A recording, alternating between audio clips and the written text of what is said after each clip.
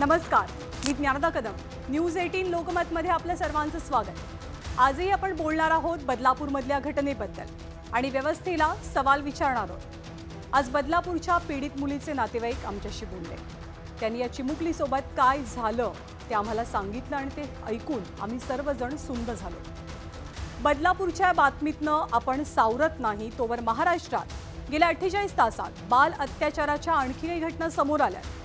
ज्या घटना पाहून प्रश्न पडतो, कुठे आहे आपली व्यवस्था, काय करते आपली व्यवस्था, आणि याच व्यवस्थेला आज आपण सवाल विचारणार आहोत. तर सुरुवात करूया आजच्या बुलेटिनला. बदलापूरच्या लैंगिक अत्याचार पीडितेच्या कुटुंबियांचा न्यूज 18 लोकमतशी संवाद. चिमुकलीच्या न्यायासाठी सरकारला अर्थहाक.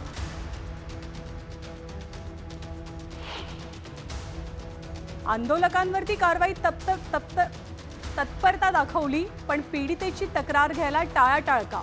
बदलापूरकरांचा संतप्त सवाल. बदलापूरचं आंदोलन सुरू असतानाच महाराष्ट्रात बाललैंगिक अत्याचारांचं लोण. अवघ्या 24 तासात 11 मुलींवर अत्याचाराच्या घटना उघडकीस. अजमेर गँगरेप प्रकरणाचा 32 वर्षांनी निकाल. 6 आरोपींना जन्मठेप, पण खरंच पीडितांना न्याय मिळाला का?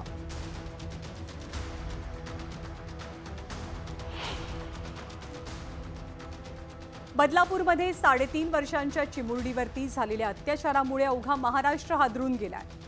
ज्यांच्या पोटच्या मुलासोबत, ज्यांच्या पोटच्या गोळ्यासोबत हे सगळं घडलं, त्यांच्या भावनांचा तर आपण विचारही करू शकत नाही. पण मनातलं दुःख कुणासोबत बोलल्याशिवाय हलकं होऊ शकत नाही. हीच प्रांजळ भावना मनात ठेवून आमचे प्रतिनिधी मयुरेश गणपते यांनी पीडित मुलीच्या काकांसोबत संवाद साधला, कुटुंबियांसोबत संवाद साधला. तेव्हा त्यांनी ज्या भावना व्यक्त केल्या त्या आपल्या सर्वांनाच अंतर्मुख करणार आहेत.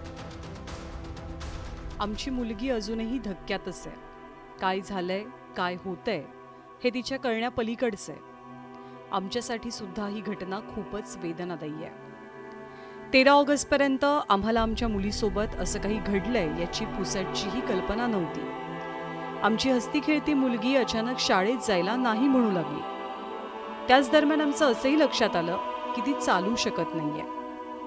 तिच्या बाबतीतली आणखी एक ॲबनॉर्मल गोष्ट आम्ही ऑब्झर्व केली की आमची मुलगी शूला जायला नाही म्हणू लागलेली. आम्हाला वाटलं की तिला कदाचित युरिन इन्फेक्शन झालं असावं.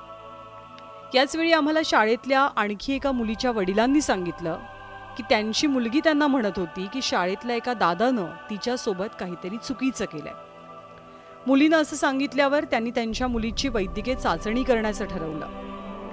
हे ऐकून मग आम्ही सुद्धा अलर्ट झालो, कारण आमची ही मुलगी शाळेत जायला घाबरत होती आणि शूला जायलाही टाळाटाळ करत होती. मग आम्ही आमच्या मुलीची ही मेडिकल टेस्ट करण्याचा निर्णय घेतला. टेस्टचा रिझल्ट पॉझिटिव्ह आला. हे सगळं पचवणं, सहन करणं आमच्यासाठी खूपच धक्कादायक होतं, वेदनादायी होतं. पण या धक्क्यातनं सावरून आम्ही हिंमत गोळा केली आणि पोलिसांकडे जाण्याचा निर्णय घेतला. 16 ऑगस्टच्या दिवशी आम्ही प्राथमिक मेडिकल रिपोर्टसोबत पोलीस स्टेशनला पोहोचलो. पण 12 तास आमची कुणीही दखल घेतली नाही. आम्ही वेळोवेळी विनंती करत राहिलो की आमचं ऐकून तरी घ्या, पण पोलिसांकडनं आम्हाला खूप उद्धट आणि अरेरावीचीच उत्तरं मिळाली. शेवटी आम्ही स्थानिक राजकीय नेत्यांकडे गेलो आणि मग त्यांच्या हस्तक्षेपानंतर आमची तक्रार नोंदवली गेली. FIR दाखल झाल्यावर आम्हाला पुन्हा एकदा सरकारी रुग्णालयात मुलीची टेस्ट करायला सांगितलं. मग दुसऱ्या दिवशी सकाळी 9 वाजताची वेळ दिली, पण तिथेही पोलिसांच्या दिरंगाईचा आम्हाला सामना करावा लागला. आम्ही 8:45लाच पोहोचूनही पोलीस मात्र तिथे 11 वाजता आले. आम्हाला शंका आहे की शाळेतल्या आणखी काही मुलींसोबत असा प्रकार घडलेला असू शकतो, पण भीतीपोटी लोक पुढे यायला घाबरत असावे.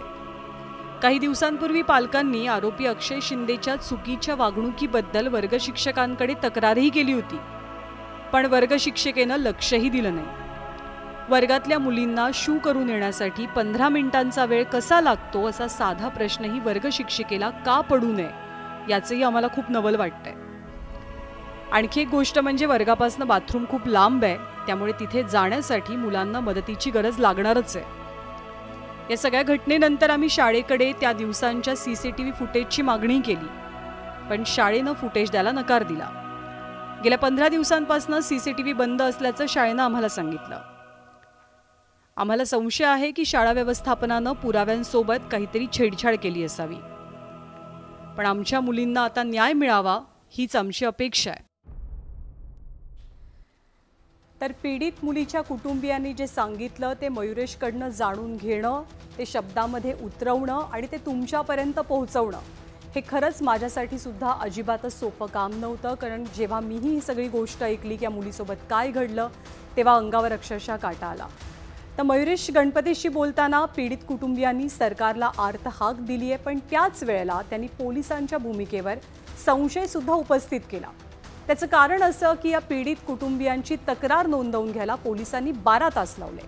16 ऑगस्टच्या रात्री पोलीस ठाण्यात नेमकं काय घडलं ते सुद्धा आपण पाहूया. बदलापुरात घडलेली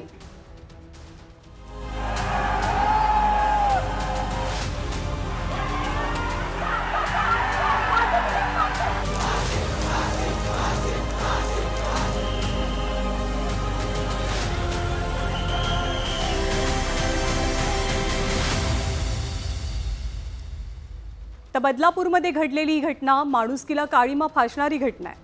पण त्यानंतर जे घडलं ते त्याहून जास्त संतापजनक आणि चीड आणणार आहे. चिमुरड्या मुलीवर झालेल्या अत्याचारानंतर त्यांना न्याय मिळावा यासाठी बदलापूरकरांचा उद्रेक आपण सर्वांनी पाहिला. हजारो लोक रस्त्यावरती उतरलेले, रेल रोको झाला. अखेर पोलिसांनी लाठीचार्ज केला आणि आंदोलन पांगवलं. या आंदोलनातल्या आंदोलनकर्त्यांवरती कारवाईचा बडगा उगारायला पोलिसांनी खूप तत्परता दाखवली. पण मग हेच पोलीस जेव्हा पीडित मुलींचे पालक तक्रार द्यायला आले होते तेव्हा ढिम्म का बसून राहिले हा संतप्त सवाल उपस्थित होतोय. त्यामुळे आंदोलकांवर कारवाई झाली, पण आपल्या कर्तव्यात कसूर करणाऱ्या पोलिसांचं काय हा प्रश्नही तितकाच महत्त्वाचा. बदलापुरातलं आंदोलन तब्बल 12 तासांपेक्षा जास्त वेळ चाललं. या आंदोलनाच्या नंतर पोलिसांनी तब्बल 1,500 पेक्षा जास्त लोकांवर गुन्हे दाखल केले. कल्याण लोहमार्ग पोलीस स्टेशनमध्ये 300 जणांवर गुन्हा दाखल झाला. रेल रोको करणं, जमाव गोळा करणं, तोडफोड करणं, पोलिसांवरती दगडफेक करणं या कारणांतर्गत हे गुन्हे दाखल झालेत. यापैकी 22 आंदोलकांना ताब्यात घेऊन पोलिसांनी 14 दिवसांची कोठडी सुनावली. तर पोलिसांनी कारवाई ज्या स्पीडनं केली तोच स्पीड आणि अशीच तत्परता जेव्हा अत्याचारग्रस्त मुलीचे नातेवाईक तक्रार घेऊन पोलीस स्टेशनमध्ये गेले होते तेव्हा पोलिसांनी का दाखवली नाही याबद्दलची चीड आता व्यक्त होते. 17 ऑगस्टचा तो दिवस होता. 17 ऑगस्टला पालक FIR नोंदवण्यासाठी दुपारी 12 वाजता पोलीस स्टेशनला गेले, पण पोलिसांनी तक्रार नोंदवून घेण्यास खूप टाळाटाळ केली. वरिष्ठ पोलीस निरीक्षका शुभदा शितोळे यावेळी ड्युटीवर होत्या. त्यांनी या पालकांना चक्क 12 तास ताटकळत ठेवलं. कालच्या आंदोलकांवरती तातडीनं तत्परतेनं कारवाई करणाऱ्या पोलिसांनी इतक्या गंभीर गुन्ह्याची तक्रार घ्यायला टाळाटाळ का केली? हा कोणता न्याय आहे असा संतप्त सवाल आता विचारला जातोय. लहान मुलांसंदर्भात अशी घटना घडली तर पॉक्सो कायद्याअंतर्गत तातडीनं तक्रार दाखल करून घ्यावी अशी तजवीज आहे. मग पोलिसांनी इतका वेळ का लावला, विलंब का केला, त्यांच्यावर कुणाचा दबाव होता का असाही सवाल उपस्थित झालाय. 16 ऑगस्टला पोलीस स्टेशनमध्ये जेव्हा हे सगळं घडत होतं तेव्हा न्यूज 18 लोकमतचे आमचे रिपोर्टर गणेश गायकवाड तिथे उपस्थित होते आणि त्यामुळे तुम्हा प्रेक्षकांसमोरच आपण गणेशला काही प्रश्न विचारणार आहोत. गणेश सध्या आपल्यासोबत आहे. गणेश, तू या सगळ्या प्रकरणाचा साक्षीदार राहिलास. 8-9 तास तू त्या पालकांसोबत होतास. ते 12.5 तासात स्पेसिफिकली पोलीस स्टेशनमध्ये नेमकं काय घडलं, काय घडत होतं? जेव्हा पोलीस स्थानकात आलो त्यावेळेस ते पीडित कुटुंब, त्यांची आई, त्यांचा वडील या पोलीस स्टेशनमध्ये होते. त्याचबरोबर मनसेचे पदाधिकारी आणि महिला बालकल्याणच्या ज्या कर्मचारी होत्या त्या होत्या. मात्र पोलीस सातत्याने गुन्हा कसा दाखल होऊ नये यासाठी प्रयत्नशील होते. मात्र जोपर्यंत महिला बालकल्याणचे अधिकारी पल्लवी जाधव आल्या त्यानंतर या तपासाला वेग आला. ACP आले आणि त्यानंतर सगळी सूत्र हल्ली आणि अवघ्या काही मिनिटांनंतर गुन्हा दाखल झाला. मात्र दुपारपासून जे 12 तासांचा अवधी वरिष्ठ पोलीस निरीक्षकांनी घेतला, खरंच तो संतापजनक होता. त्या आईला विविध प्रश्न विचारले गेले. तुमची मुलगी सायकल चालवते का? पण तुम्ही एवढा पुढचा विचार का करता? हे आमच्या समोर झालं. त्या आईने येऊन आम्हाला सांगितलं की वरिष्ठ पोलीस निरीक्षक अशा पद्धतीने आम्हाला विचारणा करतात. इवन ज्या खाजगी रुग्णालयात जाऊन याची तपासणी करण्यात आली होती त्याच्यावर देखील प्रश्नचिन्ह उपस्थित केले गेले आणि हा सगळा प्रकार जो आहे तो आमच्या डोळ्यादेखत घडत होता. आणि वरिष्ठ पोलीस निरीक्षक जो आहेत सातत्याने गुन्हा कसा दाखल होऊ नये यासाठी प्रयत्नशील होत्या आणि विशेष म्हणजे त्या पीडित मुलीची आई सातत्याने आम्हाला हे सांगत होती आणि आम्ही ते उघड्या डोळ्यानं बघत होतो व या सगळ्या घटनेचा आम्ही साक्षीदार होतो. मात्र या सगळ्या दबावानंतर अखेर वरिष्ठ पोलीस निरीक्षकांना 12 तासानंतर काय वेदनेतनं जायला लागलं असेल याची तर आपण कल्पना पण करू शकत नाही. एक आई आपल्या मुलीला न्याय मिळावा म्हणून 12.5 तास पोलीस स्टेशनमध्ये ताटकळत होती, वाट पाहत होती. तिच्याबद्दल साधी दया देखील महिला पोलिसालाच वाटू नये.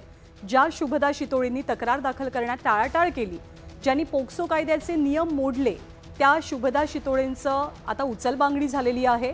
त्यामुळे आज एक आवाज असा उठतोय की आंदोलकांवरती तात्काळ ॲक्शन घेतली तर मग पोलिसांवरती ठोस कारवाई का नाही. गणेशकडे आपण पुन्हा एकदा जाऊया. गणेश, शुभदा शितोळेंची भूमिका या सगळ्या प्रकरणामध्ये खूपच संशयास्पद अनेकांना वाटते. त्यांच्यावरती अनेक आरोप केले जात आहेत. तू तिथे होतास तर शुभदा शितोळे यांची भूमिका काही संशयास्पद होती का? त्यांच्यावरती दबाव वगैरे आहे असं काही जाणवत होतं का तेव्हा? पालकांनी ज्यावेळेस आम्हाला ही सगळी माहिती दिली, ज्यावेळेस आम्ही 12 वाजता त्या दिवशी FIR दाखल करण्यासाठी आलो, त्यावेळेस शुभदा शितोळे ह्या तात्काळ त्या शाळा प्रशासनाला भेट देण्यासाठी गेल्या. इवन त्या शाळा प्रशासनाच्या प्रतिनिधींना पोलीस स्टेशनला बोलवणं गरजेचं होतं. मॅडम त्या वरिष्ठ पोलीस निरीक्षक शाळेमध्ये जाऊन बसल्या जवळजवळ 3 तास आणि त्यानंतर आल्यानंतर त्यांच्या स्वभावामध्ये बदल झाला असं पालकांचं म्हणणं आहे. आणि त्यानंतर त्यांनी FIR घेण्यास नकार नाही पण टाळाटाळ करण्यास सुरुवात केली आणि त्यानंतर मनसेचे कार्यकर्ते असतील, महिला बालकल्याण असतील यांची एंट्री झाली आणि त्या दबावानंतर अखेर वरिष्ठ पोलीस निरीक्षकांना गुन्हा दाखल करावा लागला. आणि जर वरिष्ठ पोलीस निरीक्षकांनी 2 तासात हा गुन्हा दाखल केला असता तर हे सगळं प्रकरण, ही सगळी घटना, हे आंदोलन घडलंच नसतं. नाही, अगदी बरोबर आहे. आणि काल उज्ज्वल निकम सरांनी पण आपल्याला हेच सांगितलं होतं की प्रकरणामध्ये जितका डिले होत जातो तितकी पुराव्यांशी छेडछाड होण्याची शक्यता सुद्धा वाढते. त्यामुळे या घटनेमध्ये हेच महत्त्वाचं होतं की तात्काळ शुभदा शितोळे यांनी ती तक्रार नोंदवून घ्यायला हवी होती आणि पुढची कारवाई करायला हवी होती. हे झालं नाही. म्हणूनच या घटनेबाबतचा प्रचंड मोठा जनक्षोभ उसळल्याचं चित्र काल आपल्याला बदलापूरमध्ये पाहायला मिळालं. गणेश, धन्यवाद या सगळ्या माहितीबद्दल. त्या प्रकरणामध्ये जितके पोलीस दोषी तितकं शाळा प्रशासन सुद्धा. मुलींच्या स्वच्छतागृहांची सफाई करण्यासाठी एका पुरुष कर्मचाऱ्याची नियुक्ती कशी होते? CCTV बंद ठेवण्यासारखी गंभीर चूक कोणतीही शाळा कशी करू शकते? आरोपी अक्षय शिंदेच्या वर्तनाबद्दल पालकांनी तक्रार करून सुद्धा शाळा गप्प का राहते? गुन्हेगारी पार्श्वभूमी असलेल्या व्यक्तीची शाळा नियुक्ती करतेच कशी? त्यामुळे आज या चिमुकल्या मुलींना आणि त्यांच्या पालकांना जे भोगावं लागतंय, त्यांचे गुन्हेगार, तो दुष्कर्म करणारा आरोपी तर आहेच, पण कारवाईमध्ये दिरंगाई करणारे पोलीस आणि मुलांच्या सुरक्षेकडे दुर्लक्ष करणारं शाळा प्रशासन सुद्धा तितकेच दोषी आहे. त्यामुळे आरोपी बरोबर या सगळ्यांवरती कारवाई झाली तरच या चिमुकल्यांना खऱ्या अर्थानं न्याय मिळेल असं म्हणावं लागतंय. तर बदलापूरमध्ये उद्रेक सुरू असताना महाराष्ट्रात नेमकं काय सुरू आहे हाही सवाल उपस्थित झालाय. कारण अशा घटनांचं सत्रच महाराष्ट्रात एक प्रकारे पाहायला मिळतंय. काय घडतंय महाराष्ट्रात आपण पाहूया.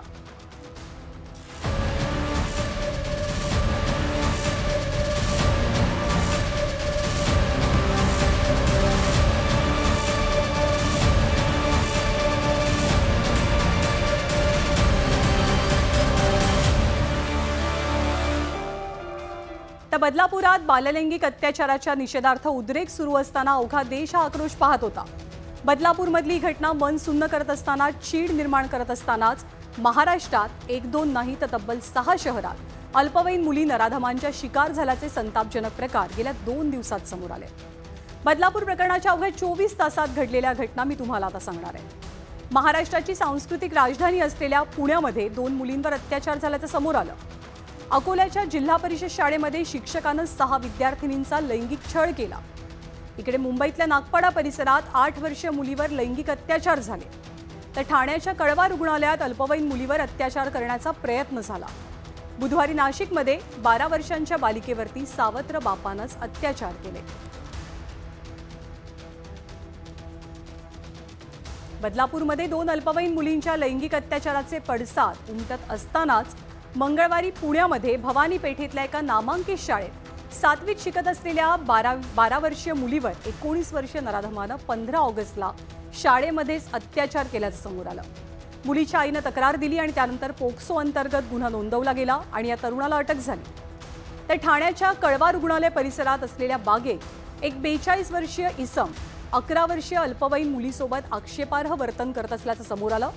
ज्यानंतर सुरक्षा रक्षक आणि निवासी डॉक्टरांनी त्याला रंगेहात पकडलं आणि पोलिसांच्या हवाली केलं.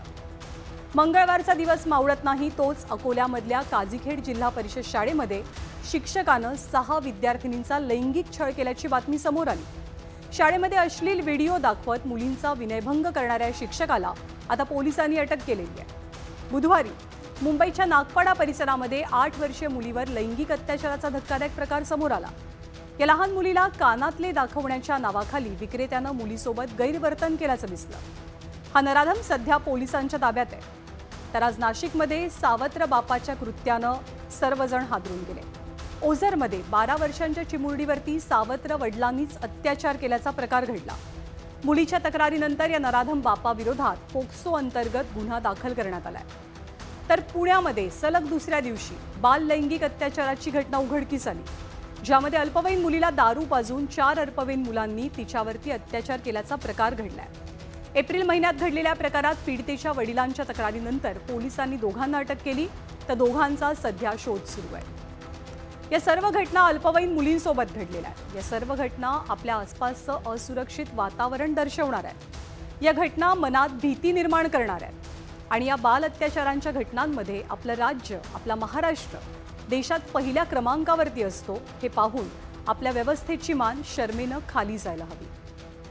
महाराष्ट्रामध्ये बाललैंगिक अत्याचारांचं सत्र सुरू असताना तिकडे अजमेरमध्ये अशाच एका प्रकरणाचा निकाल आला, पण तब्बल 32 वर्षांनी. आणि तीच आहे आपली पुढची बातमी.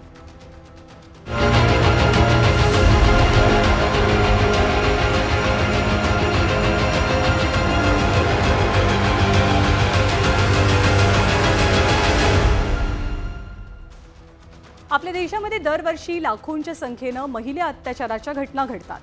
पोलिसांच्या रेकॉर्डवरती गुन्ह्यांची नोंद होते. पण आरोपींना शिक्षा देण्यात आपली व्यवस्था किती निर्ढावलेली आहे त्याचं ताजं उदाहरण कालच्या एका निकालातनं समोर आलं. साल होतं 1992चं.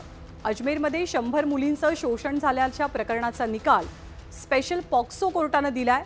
पण तो 20 ऑगस्ट 2024ला म्हणजे घटना घडल्याच्या तब्बल 32 वर्षांनंतर. ही केस निकाली काढून आरोपींना शिक्षा देण्यासाठी आपल्या व्यवस्थेला 32 वर्ष लागली. अजमेरचं हे सेक्स स्कॅन्डल प्रकरण आणि बलात्कार प्रकरण काय होतं ते आपण पाहूया. या गुन्ह्याचे सूत्रधार होते अजमेर युवक काँग्रेसचा तत्कालीन अध्यक्ष फारुख चिश्ती, सहसचिव नफीस चिश्ती आणि उपाध्यक्ष अनवर चिश्ती. या सर्वांनी आपल्या अन्य काही साथीदारांसोबत एका व्यावसायिकाच्या मुलाशी मैत्री केलेली. मग अजयच्या म्हणजे त्या मुलाच्या एका मैत्रिणीला भुलवून तिला फारुख आणि नफीस या दोघांकडे आणण्यात आलं. या अल्पवयीन विद्यार्थिनीला नेता बनवण्याचं स्वप्न दाखवून गुन्हेगारांनी तिच्यावर बलात्कार केला. बलात्कार करताना तिचे नग्न फोटो काढले गेले आणि मग याच फोटोंच्या आधारे तिला ब्लॅकमेल करत तिच्या इतर मैत्रिणींना सुद्धा इथे आणण्यासाठी तिला भाग पाडलं. यावेळी काही मुलींना गॅस सिलेंडर तर काहींना टेलिफोन कनेक्शन मिळवून देतो अशा बहाण्यानं त्यांच्यावरती बलात्कार झाले. 17 ते 20 वयोगटातल्या जवळपास 100 मुली या हवसकांडाच्या शिकार बनल्या.